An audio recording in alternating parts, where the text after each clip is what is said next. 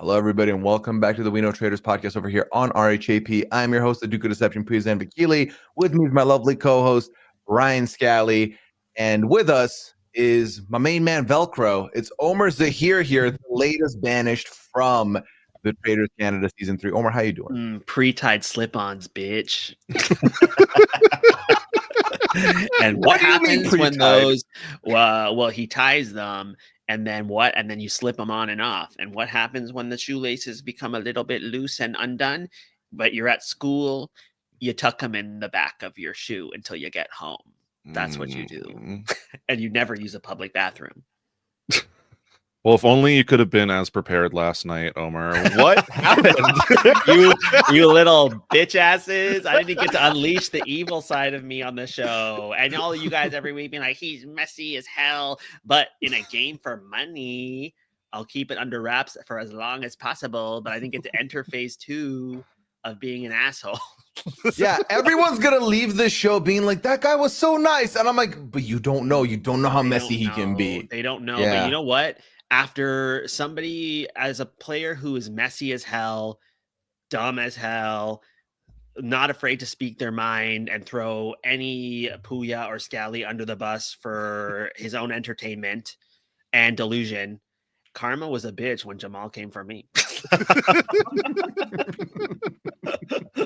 All of my bad juju from Blood on the Clock Tower and Goose Goose Duck came back to haunt me in the form of this corrections officer and the Ottawa Citizen. I'm looking for a job. I have a few reviews to write. You're like, I'm well versed in this now. I can do this. Well, listen, let's go to Australia, Omar. Let's talk about this boomerang theory that gets launched onto you at the roundtable. What did you make of the logic there? That asinine. What does that even mean? And when she said boomerang theory, I was like, that fits because I feel like I'm down under in Annabelle's body right now. Like, what the fuck is happening? This is so obviously Coco. These people from the jump were like, we're making decisions based on vibes and we're always wrong. And I said to myself, these people are gagging for evidence and now they have evidence because trade. And I said to them, this is not a murder mystery where you have fingerprints or bodily fluids and a blacklight. You have no real evidence, no DNA, RNA, whatever it may be. Liana's pipette. You have a traitor. When the traitor unravels, that's when you get the most information. And I said, Kevin left a thread. If you don't pull on this thread and find out what's the end of it, you're going to regret it. And it is idiotic. And so it was so, that whole day, everybody was going in on Coco. It was so obvious it was going to be Coco. And the thing is, I had two choices once Kevin blew his game up. One was to make peace with Coco and try to salvage and like say, hey, we could both go down with the ship or we could work together. But the thing people were looking for and were so annoyed by was inconsistencies. And if I went so hard on Coco because that was my best move at the time, and all of a sudden back off, I'm like, I don't think it's Coco anymore. And when it's so obviously Coco, that would not look good in people's eyes because they were looking for me to say a name. And unfortunately, I had so many relationships in the house that the very few names I could say without consequence at that point in time was Chala or Coco. Like those were really the two names I had the freedom to speak of. And there was so much evidence against Coco. Like I felt like I was in the Twilight Zone. I was like gagged. I was like, what is going on? I felt like it was a dream. Omar, at what point do you make that realization? You say it was Coco all day, everyone's talking about her. When do you start first hearing your name? Yes. So the first red flag was right before the last thing we said before the round table. Venus came to me and she said, are you going to be good tonight? And I was like, I think so. But she had a concerned tone, but she didn't speak anything further, which would have been nice to know, Venus Vafa. And then at the round table, Kara opens up and asks me this very pointed question, which I think is on the extended version. And I was like, okay, it's weird that she's asking me that, but she also asked Coco a very pointed question. So I was like, okay, whatever, let's get this over. Coco's been saying my name, so I don't care. Like, it doesn't matter. Then Jamal starts laying into me and all of these stupid questions that I keep responding to. And I'm like, I feel like I'm doing a good job because the arguments don't make sense. Like when you're like, Kevin blew up his game because he was protecting somebody, and that somebody was you. And I was like, well, neither of us were on the block. So if he was trying to protect me, he probably Right. wouldn't have said anything. Like I was like, that argument doesn't make any sense. And then when things like and then when they're like, it's actually you and Coco that are giving traitor on traitor, not Kevin and Coco. I'm like, if you're saying that, then Kevin and Coco was traitor on traitor because we know Kevin was a traitor. Like, I was like, none of this makes any sense. And I'm like, Coco, Kevin voted for going so hard on Coco, and she votes for me. If we're all three the traitors and he's going at her 10 times harder than I am, and she knows it's coming down to her or him, why does she vote for me? The only reason to do that is because you have to prove to the third traitor that you're traitor strong. That like kind of clears me. But when you say these things, then they're like, but you were on Survivor. And I was like, yeah, okay. Well, what kind of more can I say about that? They're like, Coco was on Big Brother. It won't be two of them. And I'm like, I don't really have a defense for that. Like, all the evidence is pointing at her. But if you want to go meta over actual proof, then there's nothing more I can say. Yeah, it's tough, man. We talk about in so many of these franchises. We're talking about the worry about the meta coming back to be an invoice for future players. So I do think you kind of get put in this position, especially we see one of Rhea's arguments against you before the roundtable being, well, there were two guys from Big Brother Canada. Yeah. One of them was a traitor. There are two survivors. I don't think it's Venus. Therefore, it is Omar. So Yeah. you kind of do get put in that spot. I think the other thing that I wanted to ask you about is one of the defenses Coco has for herself is, listen, I was very open about my gamer status when it wasn't information out there, but you are friends with this man. You are friends with Kevin Jacobs. You never told us. So how did this come to be public information that you and Kevin were friends outside of this game? Yeah, so I do think that my friendship with Kevin outside of the game did hurt me, because there was a point in his roundtable where I was like, firstly, I thought, this man is like a Big Brother genius, like he won the game by doing crazy shit. And so when I realized he was like doing a lot, not knowing, the reasons behind it were heat stroke related, I was like waiting for like the pitch. I was like, okay, something is going down at this table. It's going to be iconic. And I'm sitting there listening to him, and I'm like, that was the pitch? That was the plan? And I was like, this man is going home. There's nothing I can do to save him. However, I did specifically sit at that table thinking in that moment, you can either shut up, let him go, or you can at least try a little something, which was basically pointing out that Coco was the only gamer on the faithful side of the chessboard. And you can try for him, even though it may not work. It will put a target on your back. And I actively chose that, knowing the consequences of that. And I don't regret it to this day, because I was trying to be a good friend. But that did kind of put me on the back foot a little bit. And then after he left and I saw this guy like unravel his whole game and like be very like blow himself out of the game because he wasn't going home before that, I felt bad for him. Like I was like, this is like, is he okay? Like something is not okay, and I didn't know that he was having a medical event, but I was like sad for him, and I couldn't help but show that because I was concerned about him. And Right. then people are like, why are you sad? And I'm like, well, there is a friendship there. And also like at this point, I feel like, yes, I know in the history of the show, sometimes people will reveal that they know somebody and it becomes an issue, but I'm like, he's gone now. I can also kind of blame it on him being like, he's the one that didn't want to tell anybody. And also hiding that relationship, which I said that's before traitor designation. Like it has nothing to do with like, you're going to say this, Coco, like as a distraction, but that is not actually, it's not like I lied about that specifically after a traitor designation. That has nothing to do with whether I'm a traitor or not.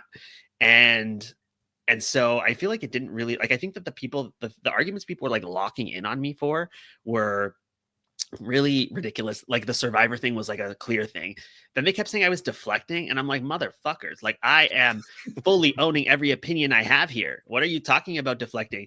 They're like, and I love Rhea. I think she's so funny. Whoever found her in casting deserves a raise. They should be doing every show out there. But she pulls out her hand notes written on her hand at this round table. And point number 1 is like, I've never spoken about Ty didn't tell anybody what Ty told me, but he thought you were a traitor, and then he was murdered. And I was like, okay, so you just said you never told anybody. How would I know? And then it's like number 3, Thompson and I made up, and nobody knew this. And he was murdered, and he thought you were a traitor. And I was like, okay, you made up in private. I didn't know that he thought I was a traitor. And then number 2, you made me think Curtis was a traitor, and he was not. And I'm like, some of the information you gave me allowed me to go for Curtis, and you asked me to open up the round table. And then Jamal's like, you were hiding behind me for Curtis. And I was like, I opened up the round table. How am I hiding behind you? I'm like, I don't know how to. You're saying I'm doing these things when my actions prove otherwise.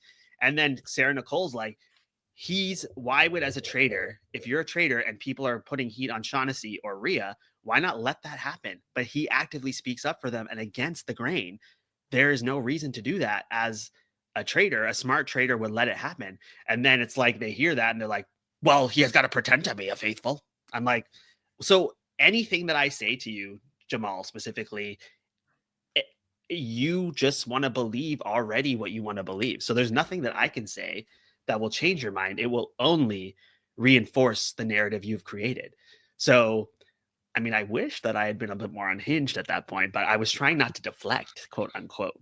But I wish I'd been like, everybody should talk more, but you should shut the fuck up because you're a Trana Wintour, but not funny. But I tried to behave. I was, because people didn't like Kevin's unhinged behavior. So I was like, you have to behave, be a good boy, like Daddy Pooya says, and just be cool. But it did not work. Brought up Jamal a couple times here or there throughout this. Omar, what was your relationship like before this roundtable? Did you think you were good? Initially we were fine because he and I were both on the same page about Curtis. So, but then the way like he did go after Curtis at the round table, I was like, I wanted to make a happy birthday Curtis joke when I voted, but it was just not the vibe at that point. Like it was kind of mean at that, like it was too much. And then I was like, okay, interrogation Jamal at the table is like very different than like everyday Jamal, like in real life and also in the manner. So, I thought we were like good. So I was surprised by the level of intensity that was coming towards me. However, I don't necessarily think it was a bad move for Jamal per se to get me out. I think because I wasn't like tight with him, whereas I had a lot of other loyalties. I just think, but the reason that he wanted to take me out were all based on stupidity that didn't make any like inconsistent logic. So then it was a little bit annoying, but also I don't fault him. There's certain people that were definitely incentivized to get rid of me. But when you can be petty and be like, but the reason why you did it was annoying because it was wrong, and that's how I feel. Yeah. Very nice man outside of the game, like for sure. Very different inside a round table, even. Yeah, we discussed the merits last night of you being taken out. Even if people know that Coco's a traitor, why not shove out an Omar who is a faithful, that is a player, is someone who could navigate this game well? Shove him out and then shove Coco out later, get a 2-for-1 bonus. But then we also concluded that we do not think that was the motivation behind this banishment, but it's a good sentiment to have in the back of your head. And that's the thing. It's like there's certain people, I feel like Jamal made sense to get rid of me. Hollywood made sense to get rid of me. And honestly, Meredith and Chala probably should have gotten rid of me because I was not like, I was close with Meredith initially in terms of an alliance, but when I realized that she was kind of unhinged in the best way possible, and that information I would give her would not stay with her, I was like, I can't trust her to be cool about stuff. Just be cool. Like I couldn't trust that. So I was like, I have to like let go of that. And I really did think Meredith was a traitor. And I thought she was my traitor angel that had reached its expiry date. So I was ready to toss Meredith out in favor of Rhea. Because Meredith had been accusing Rhea all day, to the point where I was like, I don't think it's Rhea. And then she'd be like, Meredith will be like, it's a little bit suspicious that you don't think that because maybe you know the traitors because you are one. And I was like, I'm not a traitor, but I just don't think it's Rhea. Like I'm a good, contrary to popular belief, read of people. So I was like, I don't think it's Rhea. And I'm here I am defending her ass all day, setting a trap for Meredith, while she's preparing her notes. And I did convince Rhea that I was not a traitor at the table. And that's the thing, is I didn't have enough time. Like, yes, a little bit of the plans were cooking early, but really the plan came together in like the last 15 or 20 minutes before roundtable, according to Sarah Nicole. And I felt like if I had time to like talk through it with some of these people, they wouldn't have done what they did. But and Rhea, it was almost like she stabbed me over and over again, and then was like, "Uh-oh, I made a mistake. Sorry, you're a good guy, but I'm not going to call 911. It's too late." You know, like it was like she put the hammer down on me as a traitor with all of her reasons, which didn't really make sense, but people were like, "Okay, boomerang." And then didn't be like, "Okay, never mind. I don't think that anymore." You know? So the damage was done. Omar, who's the vote that you lost you feel like was avoidable? Whose mind could you have changed? Oh, like there were Rhea, she did change her vote, but she threw it off. Jericho for sure, because the thing is, I thought I had Jericho because Jericho's a little snaky boy. I love him. He's a little he's got more game than people think, and he is like, it's akin to Snapchat, where on your friends list you could have your best friend, and if you're both each other's best friends, you have the same emoji. But Jericho's is where like you're his best friend, but he's not yours. You know, like that's what it felt like. But he told me all day, including right up until the end of the mission car ride. Like, he's like, "I don't even want to hear anybody speak. I'm going to go off alone and not talk to anyone because I don't want anybody to convince me not to vote for Coco." And I was like, "Okay, like, I guess I don't have to convince you because you are so adamant about it." But I think that he voted against his instincts. And if I had had a chance to talk, I could. Shaughnessy is another one. Like, Shaughnessy and I, like, on paper, you might think, "Oh, Kevin accused her and Coco, so she has to vote with Coco." However, nobody really believed Shaughnessy was a traitor at that point. It was so clear because Kevin kept saying Coco first, Coco first, Coco first, that it was clearly like a setup for Coco, "I'm your faithful king," and then, "Oops, Shaughnessy, oops, almost. Well, I got one right." Get 'em all. Or recruit her and then sacrifice her. And so nobody believed that. And we were both newfies. So I thought, we have something cooking here. And I was constantly going to bat for her. And so I was shocked by her vote as well. Like, I didn't think it made sense for her. Natalie, I was a bit surprised by, because again, we also had like locked in a plan with her, Rhea, Jericho, and I about it's got to be Coco. We're stupid if we don't vote out Coco now and like figure this out. And I think that she got influenced by Rhea at the last minute, and then we saw the crash out after I left. And that's the thing, is like, it's, again, one thing if it was a strategic choice to remove a strategic player, I get that, but people were so upset after I left. Like, Sarah Nicole, Rhea, Natalie, Jericho, it was kind of nice to see.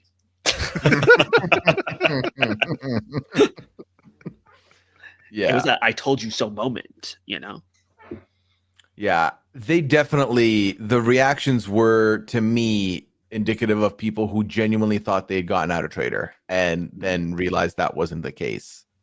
Yes, and it was crazy because it was just like, it was just so obvious that it wasn't me. And to the people that got it, like, they're like, "What is happening here?" And I feel like there's two mistakes. I feel like I mean, there's a lot of mistakes. Everybody can reevaluate the game, but the problem is, a lot of times the traders is you're in the wrong place at the wrong time. I think if I had done some of this stuff another day, it would have been fine because the circumstances would have been different. If you get caught at the wrong time, at the wrong person, it can be just a runaway train, because not everybody's motives for or their strategic game doesn't always align. In Survivor, everybody's goal is to get to the final three and win a jury vote. Like that, everybody has the same goal, whether they approach it differently or not. Their end approach is the same. On Traitors, if you're a traitor, you have a completely different game. If you're a faithful, you could either play an alliance game, a social game, or both, or like you're truly just trying to find traitors. And all of those different alignments don't always come together in a favorable manner. And it was just a perfect storm for disaster. Yeah. Remember, you said that you clock Kevin pretty quickly as a traitor. Is that things he's doing, or are you also guilty of playing the meta game here? I think it's both. So initially, I was so sure. I really thought I was going to be the traitor.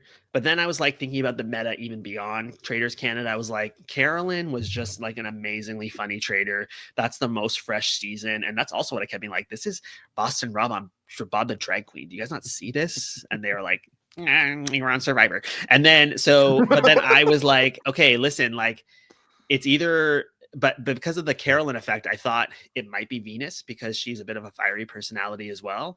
And if it's Venus, it's not going to be me. So when I got tapped, I was like, hell yeah, fuck Venus. But then it wasn't either of us. Who's to say? But I thought if it's not me, it's probably Kevin. And when we got the traitor designation and I was talking to him, like I've met him before, I know him. He's like, his mind is somewhere else while we're talking. And I'm like, you're not thinking about this right now. And that leads me to believe you're thinking about something else and processing that you're a traitor. And I almost wanted to be like, fix your face, fix your attitude, fix everything. But I was like, you know what? Just, you got to figure it out on your own. Like, it is what it is. And, but I will say that he came up to me that first day and was like, we can trust Ty. Like, you've got to like work with him. And I was like, I agree. I like Ty and I want to work with him. And so when Ty got murdered, that really did not make any sense to me. That's when I really thought that he probably wasn't, until the Coco stuff started unfolding a little bit more, because I was like, there's no good reason. Like, yes, murdering Ty buys a little bit of time for the gamers, but it's always going to circle back. And when it circles back, you have one less person to pin it on, and that sucks. So then you mentioned the Kevin part. Now tell me about how did you feel about Venus? Did you still think, well, I think one of the survivors is up in that conclave and it's not me, therefore it is Venus? Or like, what was your read there? Yeah. So I had receipts and I will post them when I can find my journal somewhere in this mess of a room as I am moving. But every day I would like update my traitor list. The last time I updated it was right before Kevin and Kitten left. And on that list, there was like almost everybody was like not a traitor. There were 2 people that were maybes. I think it was like Lisette, because I was like, maybe like something's crazy here, but it's wild. And like maybe Jericho or Jamal. I can't remember who I put there. And then the yes possible list was Coco, Kevin, Venus, Chala, Meredith. And it was the 3 traitors and the 2 people lying about their lives. And but I was so sure it was Meredith and then eventually Kevin and Coco based off of that weird interaction, that I was like, it's probably not Venus if it's those 3, because there's probably only 3. But to me, whether Venus was a traitor or not was irrelevant, because I trusted her just based on a strategy level, like independent of knowing her before. The thing is, even with Kevin as well and with Ty, if especially after seeing Neto win, any gamer that gets to that final fire is never going to make it through that vote unless they're there with another gamer. And Right. and so my thing was like, I need to have a set of gamers that I really trust, which to me was Kevin, Venus, and Ty. And initially I didn't even know Coco was a gamer.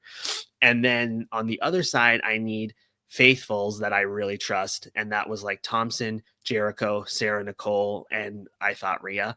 But Rhea was like kind of the 4th there. And if I can get to the end in a final end game situation with both of those sides, if I'm a traitor, then I can like work with the traitors. But if I'm a faithful, I know that the traitors are probably on the gamer side and I have the stronger faithful relationships to vote them out. So that was my thinking. So Kevin's pushing you early. We have to go for Coco. We have to go for Coco. You have to be the one to go for Coco. What was the hesitancy there? And also, I don't know French. and you're telling me, and if anybody asks a singular follow-up question about my super fandom of Big Brother Quebec, I wouldn't know what to say. That'd be so awkward. But at that point, I thought it was weird. Like, maybe call me dense. I didn't fully pick up on that it was traitor on traitor in that moment. Like, it did come a little bit later, but I was like, this doesn't make any sense, Kevin. I was like, yes, I think the way he was pitching it to me was that Coco is such a big threat because she is hiding her Big Brother Quebec. She's a 2-time finalist and she's a much more savvy game player than anybody's giving her credit for. So she's a threat to our game. She has to go. And I was like, okay, sure, I see that. But I feel like it's too early because right now there's no heat on the gamers because of the tie thing. Like, it bought us a little bit of time. And eventually it will come back around to us when it went, because it always does on Traitors. Like theories always come and circle back.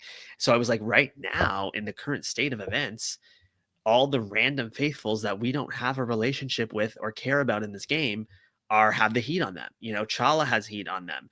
Asphir has heat on him. Shaughnessy has some heat, but I had a relationship where I was trying to protect her. But let them eat each other, and then we can eat our numbers down, and we have a core group of votes that we can like solidify. So my thought was like, put that off as long as possible. And then he kind of set Coco up in the chess challenge by putting her as on a faithful side. And I was like, okay, well, that's like a reason to go after her. And that's finally some tangible things. And to be fair, Coco's name was coming up quite a bit in the first round, and also after the chess thing before Kevin blew up. So I left for, to go do an interview or whatever. And when the names that I was hearing was Shaughnessy, Coco, and a little bit of Chala, but it was never, Lisette was never going to get like enough traction. And when I got back, it was like, Kevin is lost his mind and might go home now. So Coco could have gone home that night, independent of anything Kevin did. That's fascinating to me. So I just blanked on something I was about to ask you. So take it away, Scally. Let me go with Kevin. Let us know that he had a unique goal for the end of the game. His plan was he really wanted to get the first ever 3-way Traitors win with you and Venus. Were you aware of this plan in any way? And was there any chance this was happening? I mean, I know, but it also like I wasn't. The thing is, it's hard because on Survivor you don't know anybody going in, so you have no pre-existing relationship or sense of like loyalty in particular to any one person, so you can really play an independent free game. Coming into this game, it's very different to stab someone in the back that you know beforehand. So for me, if I am sitting at the end of the game, like I come up with my own set of like morality codes, and that's not to say it's better or worse than anybody's. It's just what was right for me. And my thing was like, I'm not going to needlessly stab friends of mine in the back along the way because it's not worth it to me. But if we get to the end and I'm a faithful, then I will have to do it because they're obviously a traitor. And if I'm a traitor and they're traitors, I'm not gonna fuck them over for like an extra $20,000. Like, I don't care enough about that to do that. So from my perspective, I was playing to get recruited. Like I was so badly wanting it, what mischief I could have come up with. And so I was just waiting. I was like, eventually someone's going to recruit me because I'm a good like frame. So I was like waiting for it. And believe it or not, there was a time around the Asphir era, Curtis era, where I was like one of the most faithful of faithfuls. I was like Natalie, and then the chess thing happened and it kind of went downhill from there. But yes, I think that for me, if they had recruited me and it was like Kevin and Venus or even Coco and we got to the end, like I would have just split it with them and not stolen it. But if I was a faithful, then I knew that they would have to go because they're obviously the traitors. So when the blindfolding happens after the Kevin banishment, were you preparing a plea, or did you have an idea that did you know what you were going to say if you came to that position? So I really did not think I was going to get picked because I had a shield. True. So good point. but I guess that means I'm not even sure, like maybe they could have recruited me, but they didn't have the option to murder. Like I'm not really sure. But I can't imagine you were allowed to be on that list at that Yeah. point. Yeah. Yes, You might have just been an automatic, whether y'all want him or not, he's not staying in this graveyard. Yes. And I thought that even if I could be recruited, I didn't want to be recruited that early personally. I mean, if I was going to be a traitor and have fun, I wanted to do it from the start. But truly, I feel like the best game strategy is to be a faithful as long as possible because you can be so real and then switch up later. But I was open to being a traitor for sure. But in that time, my thought was that Meredith and Coco are the traitors. If I come in now after going after Coco, it's going to be a messy traitor on traitor situation. And I don't really want to deal with that right now. So I'd rather be faithful at the moment. But in my opinion, there's like no sense in worrying about that stuff because it's like you can't control it. So I was ready for whatever came to me. Yeah, it's interesting because so then are you saying that after the Kevin banishment, if it was a regular night and you got a letter with a recruitment offer, were you rejecting that offer? No, Okay. I wouldn't. It's not a preference, but you cannot reject, Yeah. a potential recruitment. You have to go for it. And then just hope that you can get them before they get you, or make peace, either Mhm. or.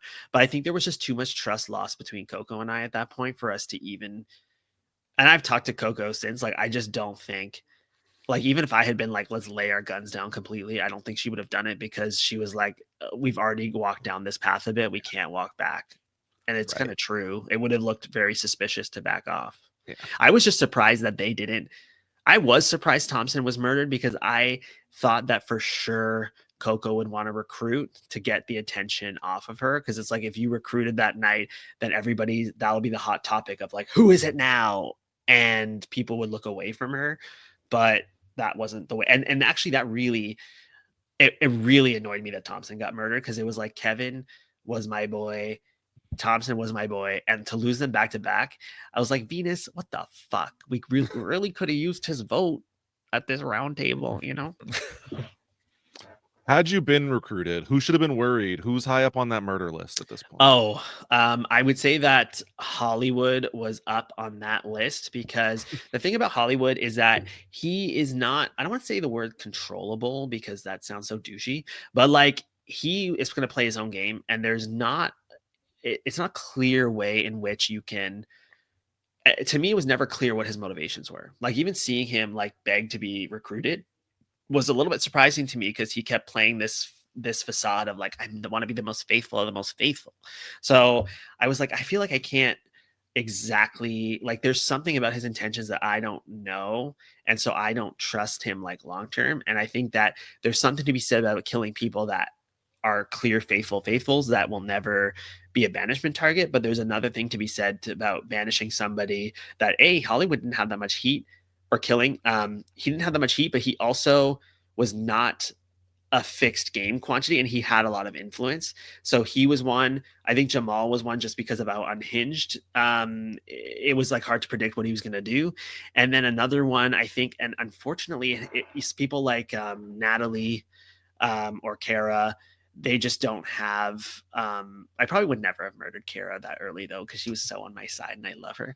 But people that were like a little bit more flaky, that didn't have strong allegiances, I think that those way, Shaughnessy was a good murder candidate potentially, because who would, it would be hard to pinpoint anybody.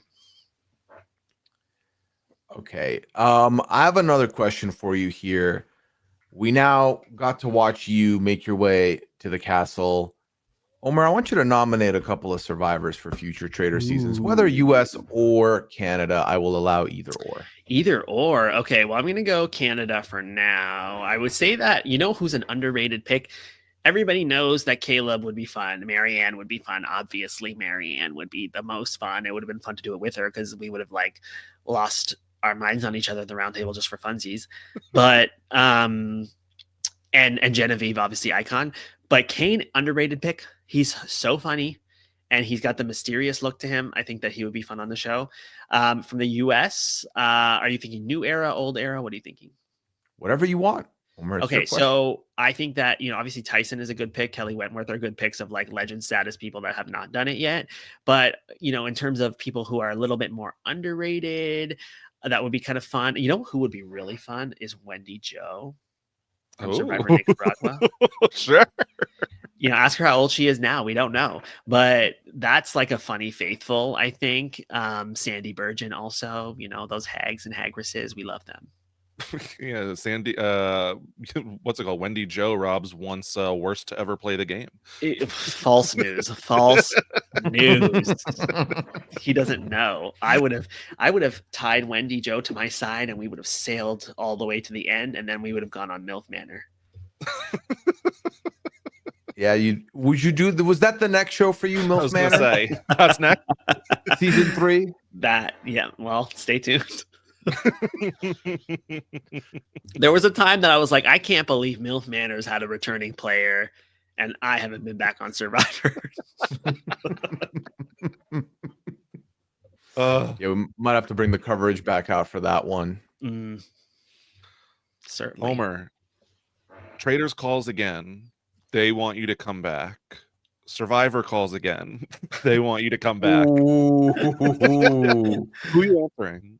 Well, I'm never gonna say no to anything except I feel like there's things like the challenge is not calling me. Let's be clear, but that's not my thing. But I would say I loved both experiences so much. I had so much fun on both, and even though this one ended in such a train wreck, including an absolute meltdown, if you told me I was the one that was going to have to leave a round table sobbing, I would never have believed you. But here we are. But I would say that it does feel like there's some unfinished business in both of them. But I think that Survivor is a game where you have more control over your own destiny, and Traitors is a lot more random. So if it's and I've been a super fan of Survivor since I was 9 years old. Traitors has been around for 3 or 4 years. Like, it's not, you can't have that same level of commitment. So obviously I have a stronger emotional attachment to one, but I'm not going to say no to either. Sure. I guess let's reverse the question actually that Pooya asked. Who on this season of The Traitors do you think would have made the best Survivor player of all the really good question. Best TV or best player? You can give me each. One of each. Yeah. That's By what we want. far, the best TV would be Meredith. Obsessed. Obsessed. Because she's so passionate. She is strategic, but she's also a little bit unhinged, but in the best way. And that makes for excellent TV. I'm salivating every week, especially. And the way that Lisette looked over at her and was like, happy to see you, Mare. That was so funny. Like, those two, put them on together. I'd Real. love to see it. The best strategic player, I think that in 10 years, Jericho would be that person. And then in terms of, but like right now, I think the best strategist to go on Survivor would probably be, I think that, that's so tough. I actually think of the non-gamers, Sarah Nicole. Okay. Put her on. Yep. She's got See it. They didn't show our relationship, but like, I love Sarah Nicole. She and I were homies and loved her. And I was happy to see her want to avenge me. Omar, what shoes are you wearing right now? None. Okay. But if you were to walk outside your house right now, what shoes are you wearing right now? I had slip-ons right before this. Of course you did. I can tie my shoes down. I never understood. Have shoes with laces is what I'm asking. Yes, I do have many shoes with laces, but also I still don't understand the bunny around the fucking tree and that bullshit and running around this, running around that. I don't understand it. I never will. I just tie them like I would your sutures if I were to slice you open and close you up. Did you have a different fun fact you were worried about coming out in that challenge? No. And actually, the irony is I told Sarah Nicole right before we went on to the challenge, I was like, do you know I couldn't tie my shoes till I was 20 or 21? And then when the thing came up and it was 18, I was like, this is a generous interpretation. Because my sister provided the facts. Should I find the other facts she sent? Ooh. Oh, please. That would be amazing. Okay. Yeah, let me find it. But filibuster for one. Wow, potential other shady family members providing some of these facts now that I go back and think about it. Okay. He once blew out his knee while doing a dance in a mascot. True. Okay. In a mascot, like you were in a mascot outfit? I was in a mascot outfit. I was representing my class mascot. What was the class mascot? It was a caracal, which is an African lynx.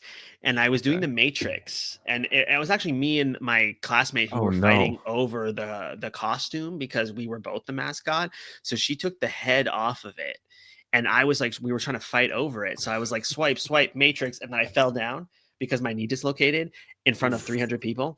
And then it was the end of the song. So they thought that was part of the dramatic finish. And then you were doing a death drop. Was like, yeah. And then Melitza was like, we did such a good job.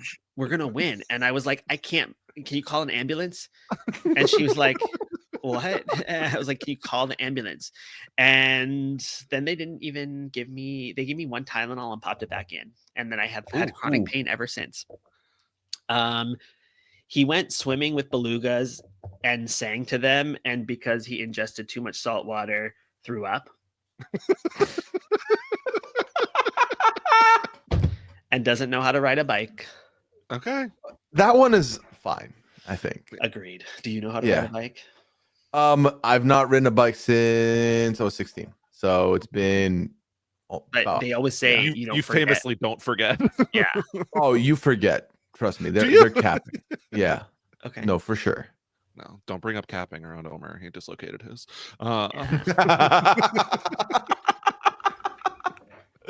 You know, it stayed we'll- out for so long, and then they had to push it back in. Ugh. No, thank you.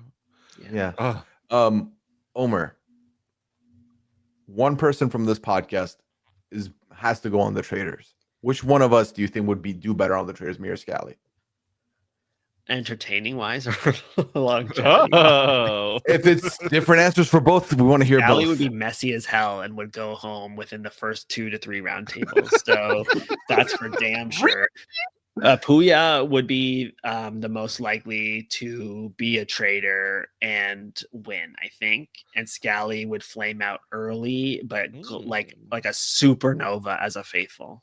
See, Look at this someone is the problem. yeah, blaming taking Goose Goose Duck and Blood on the Clock Tower gameplay as fact, and then like you've been doing for 5 weeks. Yeah, You know, that is my biggest disappointment is I didn't get to unleash the inner me because I was doing so well. Why would I do that?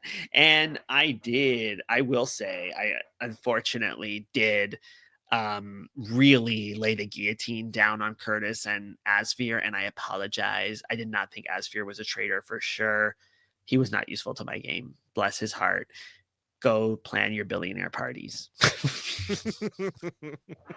Although he did do something really nice. It was on a different podcast that Kevin spoke about on Babes on the Brink. So everybody should listen to that. But Asfear, it was a good Asfear story. Okay. And the first time we ever heard As Ferocious was on the premiere. I've never heard that in my life before or after. It never came up after that either on the episodes. So it was a one and done for us as well. Yeah. Well, Omer, we could stay here talking to you for like another good hour, 2 hours. So is there anything you want to leave us with here? We'll open the stage to you to speak directly to the audience and to people who have tuned into Traitors Canada to watch you play this season. Okay, well, firstly, I don't think Kara, the Real Housewife, gets enough credit for being incredible. Love her. Thank you for voting with me. Dom is afraid of owls. Love him. He really, like, he and I were like aligned, which they haven't really shown because it hasn't been relevant. But everybody in this cast is really crazy and good and fun and a mess. And it's an honor to be part of this experience. And also, it was not a fun way to leave having an emotional meltdown, but it was very I was thankful that CTV and Crave did show why that happened, because I do think it's important.